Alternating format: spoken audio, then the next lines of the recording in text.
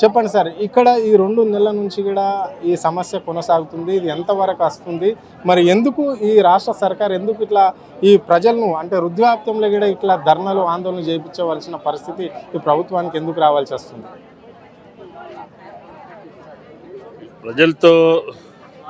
ప్రజలను దృష్టిలో పెట్టుకుని, ప్రజల శ్రేయస్సు దృష్టిలో పెట్టుకుని కానీ, వాళ్ళ మంచెడ్లు ఆలోచించి కానీ ప్లానింగ్ చేస్తే ఇటువంటి సమస్యలు రావు. కానీ ఈ ప్రభుత్వం తను అనుకున్న పద్ధతిలో ముందుకు వెళ్ళాలని, ప్రజల నుంచి వ్యతిరేకత వస్తే అది ప్రతిపక్షం వల్ల వస్తుందని ఇట్లా అనుకోవడం వల్ల ఇటువంటి పరిస్థితి వస్తుంది. ప్రజలతో ముందు సంప్రదించవచ్చు.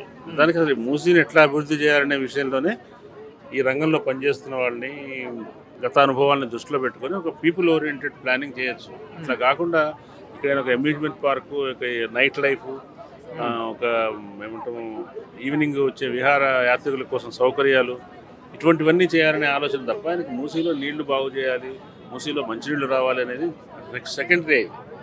ముందు అది పని చేసి చూపించచ్చు కదా. 2.5 సంవత్సరాలు అయింది. మూసీలో నీళ్ళు ఏమీ బీఆర్ఎస్ హయాంలో పెట్టిన ఎస్టీపీల మించి అదనంగా ఒక ఎస్టీపీ కూడా పెట్టలేదు.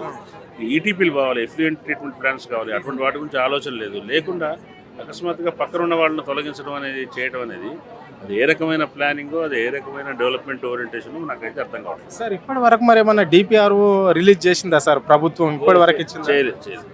నోటిఫికేషన్ జారీ చేయడానికంటే ముందే డిపిఆర్ పబ్లిక్ డొమైన్లో ఉండాలి. నా దగ్గర డిపిఆర్ ఉందని బీరువాలో పెట్టుకుంటే అది కుదరదు. DPR should be on public domain. అంటే ప్రజలు యాక్సెస్ చేయడానికి వీలుగా, తెలుసుకోవడానికి, చదవడానికి వీలుగా అందుబాటులో వెబ్సైట్లోనే ఎక్కడో ఉండాలి. లేదా రెవెన్యూ ఆఫీస్కి వెళ్తే వాళ్ళ దగ్గర ఉండాలి. అట్లా లేదు. కాబట్టి డిపిఆర్ అనేది ఇంతవరకు లేదు. డిపిఆర్ లేకుండా నోటిఫికేషన్ ఎట్లా ఇష్యూ చేస్తావు? ఎట్లా ఇది పబ్లిక్ పర్పస్? దాంట్లో ల్యాండ్ ఎక్వైర్ చేయాలంటే 2013 యాక్ట్ ప్రకారం ప్రజా ప్రయోజనాల కోసం ఇల్లు ల్యాండ్ ఎక్వైర్ చేయొచ్చు. ఆ ప్రజా ప్రయోజనం ఏముంది దీంట్లో? ఇది పబ్లిక్ ప్రైవేట్ పార్ట్నర్షిప్లో వస్తుందానికి కూడా చేయొచ్చు దాంట్లో చట్టంలో చెప్పారు. కానీ పర్పస్ ఏంటి? అది ఏ రకంగా ప్రజలకు మేలు చేస్తుంది, వీళ్ళని తొలగించడానికి వీలుగా ఎట్లా మేలు చేస్తుంది అనేది చెప్పకుండా, నువ్వు ఈ ప్లేస్లో ఏం కడతావో చెప్పకుండా, ఏం చేస్తావో చెప్పకుండా నువ్వు ఎట్లా దీన్ని తొలగిస్తావు? అది కీలకమైన ప్రశ్న. అందువల్ల మా వాళ్ళు నోటిఫికేషన్ ఛాలెంజ్ చేయబోతున్నారు కోర్టులో.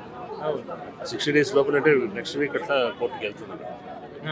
ఓకే సార్, మరి ఇక్కడ రాష్ట్ర సర్కార్ అంటున్నది, ఇక్కడ నిన్న మనం అసెంబ్లీలో చూసినట్లయితే ముఖ్యమంత్రి వ్యాఖ్యలు ఎట్లా చూడొచ్చు మనం అంటే, నేను తొక్కుకుంటూ వస్తున్నా, అందరిని తొక్కేస్తా అని అంటున్నాడు. అంటే మధు పార్కుకు సంబంధించి కూడా కొంతమంది ప్రతిపక్ష నాయకులు ఇక్కడ వచ్చేసి వీళ్ళకి మద్దతు కూడా తెలపడం జరిగింది. అంటే వాళ్ళని కూడా తొక్కే ప్రయత్నం చేస్తున్నాడా? అవసరమైతే జేసీబీ కూడా బుల్డోజర్లు కూడా ఎక్కిస్తామంటున్నాడు. మరి రాష్ట్రం ఇక్కడికి వచ్చే వాళ్ళందరూ రేవంత్ రెడ్డి వ్యతిరేకులు ఏమీ కాదు. చాలా మంది వచ్చారు ఇక్కడ. టీఆర్ఎస్ వాళ్ళు సహజంగానే ప్రతిపక్షం కాబట్టి కొంచెం ఆసక్తి చూపిస్తారు. బట్ మా విషయంలో కదా, మొత్తం ఇక్కడ హైదర్ షా కోట, హిమాయత్ సాగర్ అక్కడి నుంచి వచ్చిన బాధితులందరి విషయంలోనూ వాళ్ళు చేస్తున్నారు. అది కాకుండా బీజేపీ వాళ్ళు వచ్చారు, తర్వాత వివిధ ప్రజా సంఘాల వాళ్ళు వచ్చారు, కమ్యూనిస్ట్ పార్టీ వాళ్ళు కూడా నిన్న మొన్న ఏదో ప్రకటన విడుదల చేశారు. కొన్ని పేదల ఇళ్ళు పోతుంటే ఇదే ప్రాజెక్ట్ కింద సిపిఎం వాళ్ళు వెళ్ళి జాన్ వెస్లీ వచ్చి అక్కడ చేశారు. అందరూ చేస్తున్నారు. కాబట్టి ఇది తనకు ప్రతిపక్షాలకు సంబంధించిన గట్టు పంచాయతీ ఏదో వ్యక్తిగత వైరమో అనుకుంటే కరెక్ట్ కాదు. ప్రజల సమస్య ఉంది కాబట్టి ఏ పార్టీ అయినా వస్తుంది తప్ప, ఇది ప్రతిపక్షానికి తనకు మధ్య యుద్ధం అనుకుంటే అది ప్రతిపక్షాన్ని హెచ్చరించినట్టుగానే బాధితులను హెచ్చరిస్తున్నాడు. ఆయనంతా ఓవరాల్గా ఇప్పుడు జీరో వాల్యూ అని అన్నాడు అనుకోండి. జీరో వాల్యూ ఎవరిని ఉద్దేశించి అన్నాడు? మమ్మల్ని ఉద్దేశించే కదా. అంటే ఇది బఫర్ జోన్లో ఉంది, సగం బఫర్ జోన్లో ఉంది కాబట్టి మీకు దీనికి విలువ ఉండదు, విలువ లేదు కాబట్టి మీరు ఇచ్చి తీరాలి అన్న పద్ధతిలో మాట్లాడుతున్నారు. అంటే ఒకవైపునేమో మీకు ఇల్లు కట్టిస్తా అంటాడు, పరిహారం ఇస్తా అంటాడు, ఇంకోవైపున జీరో వాల్యూ అంటాడు. అంటే ఈ క్యారెట్ అండ్ స్టిక్, ఒకవైపున బెత్తము, ఇంకోవైపున ఆఫరు, రెండు చేసే పద్ధతి చేస్తాడు. దానివల్ల విశ్వసనీయత ఏముంటుంది?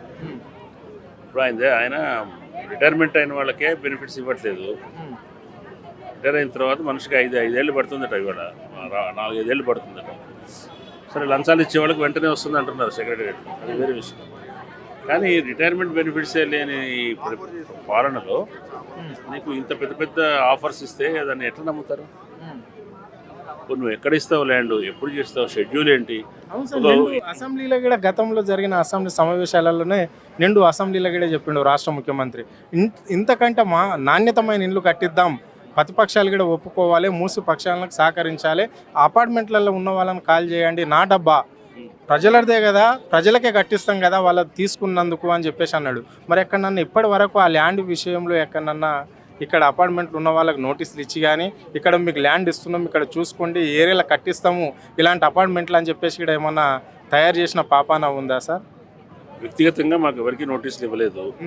ఓన్లీ పబ్లిక్ నోటిఫికేషన్ ఇచ్చారు, ఎక్వైరీ చేస్తామని నోటిఫికేషన్ ఇచ్చారు. ఫిబ్రవరి 9వ తారీఖు డేట్తో ఇచ్చారు.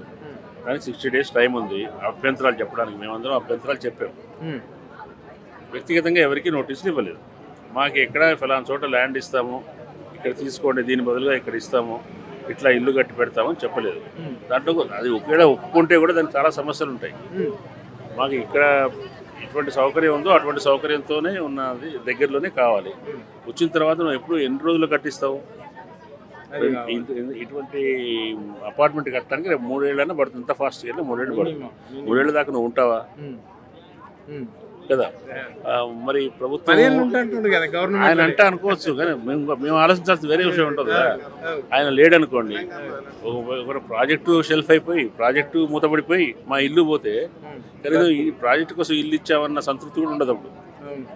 కాబట్టి ఆయన ఉనికే ప్రశ్నార్థకంగా ఉన్నప్పుడు ఆయన ఇప్పుడు 2003 డిసెంబర్లో అధికారంలోకి వచ్చాడు. 2004లోనే మొదలుపెట్టుంటే ఈ పార్టీ సగంలోకి వచ్చేది. ఇప్పుడు సగం 2.5 ఏళ్ళు అయిపోతుంది.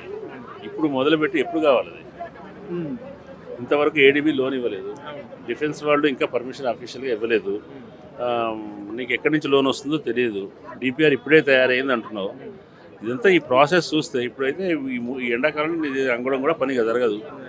మళ్ళీ వర్షాకాలం వస్తుంది, మళ్ళీ నెక్స్ట్ సమ్మర్ దాకా ఆగాలి. కాబట్టి చాలా క్వశ్చన్స్ ఉన్నాయి మాకు. ముఖ్యంగా అన్నిటికంటే సమస్య ఇష్యూ ట్రస్ట్ సమస్య. ప్రభుత్వం మీద నమ్మకం లేదు. ప్రభుత్వం ఇస్తానన్న పరిహారం మీద కానీ అది చెప్తున్న మాటల మీద కానీ నమ్మకం లేదు. అసలు ఈ ప్రాజెక్టు ముందుకెళ్తుందా లేదా కూడా మాకు నమ్మకం లేదు. ప్రాజెక్టు మాకు తెలిసినంత విషయం అంటే ఈ ఫస్ట్ ఫేజ్ మాత్రం చేసేస్తారు. ఎందుకంటే సెకండ్ ఫేజ్ నుంచి చాలా ఇళ్ళు ఉంటాయి. అంతవరకు కాదు, కానీ ఇంతవరకు చేద్దామని ఆలోచన ఉంది. కానీ 2.5 సంవత్సరాల్లో ఆయన అది చేయడం అసాధ్యం. First right. చివరిగా చెప్పండి సార్, ఈ అపార్ట్మెంట్లో ఎన్ని ఫ్యామిలీస్ ఉంటాయి, ఎంతమంది నివసిస్తున్నారు? మరి కాదు కూడదు వీడి నుంచి అపార్ట్మెంట్ ఖాళీ చేయాలి అనుకుంటే ఈ ప్రజల కార్యాచరణ ఏ విధంగా ఉండబోతుంది? దీంట్లో 402 బ్లాక్స్, ఏబి బ్లాక్స్ 2 ఉన్నాయి. 2 కలిపి 425 ఫ్యామిలీస్ ఉన్నాయి. దాదాపు 2000 మంది పైగా దీంట్లో నివసిస్తున్నారు. దీని మీద ఆధారపడి దాదాపు 100-150 మంది గృహ కార్మికులు పనిచేస్తున్నారు. గృహ కార్మికులు ఇంకా ఈ సెక్యూరిటీ సిబ్బంది, ఇతర సిబ్బంది అంతా కలిపి 150 మంది దాకా చేస్తారు. దీని మీద ఆధారపడి చాలా చిన్న వ్యాపారులు, అంటే ప్లేస్ అంటే దాంట్లో నివసిస్తున్న వాళ్ళే కాదు, వాళ్ళ మీద ఆధారపడిన చాలా ఎకో సిస్టమ్ ఉంటుంది. వీళ్ళందరూ ఉన్నారు. వీళ్ళందరూ మనుషులు ఇంతమంది ఉన్నారు కాబట్టి వాళ్ళకి రకరకాల భయాలు ఉంటాయి. కొంతమంది ఇదే ఇల్లే, ఈ ఇల్లు చాలా కష్టపడి జీవితం ఉద్యోగం చివరిలో కొనుక్కున్న వాళ్ళు ఉన్నారు. ఈ ప్లేస్ కొంచెం సేఫ్గా ఉంటుంది. సీనియర్ సిటిజన్స్కి కానీ సింగిల్గా ఉండే పేరెంట్స్కి కానీ అందరికీ సేఫ్గా ఉంటుంది. అటువంటి వాళ్ళకు చాలా భయం ఉంది. కొంచెం వేరే చోటికి వెళ్తే ఎట్లా ఉంటాము. వాళ్ళు ఆల్రెడీ ఈఎంఐస్ మధ్యలో ఉన్న వాళ్ళు ఉన్నారు. ఈఎంఐలు కడుతున్నారు. చాలా రకాల ఒక్కొక్క రకంగా ఆలోచిస్తున్నారు. కొంతమంది భయపడుతున్నారు, ఏదో ఒకటి ఇచ్చేద్దాము పోయి అనుకుంటున్నారు. కొంతమంది ఏమో మంచి కాంపెన్సేషన్ వస్తుందేమని ఆశపడుతున్న వాళ్ళు ఉన్నారు. కానీ ఎక్కువ మంది మాత్రం ఇది మనకు చివరి వరకు మనం దీన్ని కాపాడుకోవాలి అనే దాంట్లో ఉన్నారు. లేదు ప్రభుత్వం బలవంతం మన మీద చేస్తే మనకు జరిగే మనం ప్రభుత్వం అంతా మాట్లాడాలి. ప్రభుత్వాన్ని అడుగుతాం, ఇది కాకుండా ఇది లేకుండా చేయలేరా. ప్రభుత్వం అంటోంది ఈ బిల్డింగ్ లేకుండా కూడా చేయొచ్చు, కానీ వదిలేస్తాం కావాలంటే. కానీ దీంట్లో సగం మార్క్ చేస్తాం, బఫర్ మార్క్ చేస్తాం. మరి మీ ఇష్టం, రేపు పొద్దున ట్రాన్సాక్షన్స్ ఉండవు, వాల్యూ ఉండదు, జీరో వాల్యూ ఉంటుంది. ఇట్లా బెదిరింపు చేస్తుంది. కాబట్టి మేము అనుకోవడం దీన్ని పూర్తిగా టూత్ అండ్ నెయిల్ కోర్టులోను, ప్రజాక్షేత్రంలోను, మీడియా ద్వారాను దీన్ని ఫైట్ చేద్దాం అనుకుంటున్నాం. చూద్దాం ఏం జరుగుతుంది. Right sir, right. ఇది పరిస్థితి. అంటే ఇక్కడ దాదాపుగా అందరికి ప్రజా సేకరణ లేకుండానే ప్రభుత్వం ఇష్టానుసారంగా పేపర్లలో రాపియడమే మాకు తెలుస్తుంది తప్ప కానీ ఇక్కడ వచ్చి మాకు ఏ అధికారి కానీ అఫీషియల్గా మాకు ఎలాంటి నోటీసులు కూడా ఇవ్వలేదు. జీరో వాల్యూ చేస్తామని చెప్పేసి ప్రభుత్వం చెప్పడం ఎంతవరకు కరెక్ట్ అని చెప్పేసి కూడా ఆయన ప్రశ్నించడం అనేది జరిగింది. కానీ ప్రభుత్వానికి ఒప్పిస్తాం, ఇక్కడ మేము ఇంతమంది మీ సిటిజన్స్ ఉంటారు, ఇక్కడ చాలామంది రిటైర్డ్ అయిన వాళ్ళు మాత్రమే ఉండి ఇక్కడ ఏదో చిన్న ఇల్లు కట్టుకొని ఇంకా ఈఎంఐలు కట్టుకునే వాళ్ళు కూడా ఉన్నారు.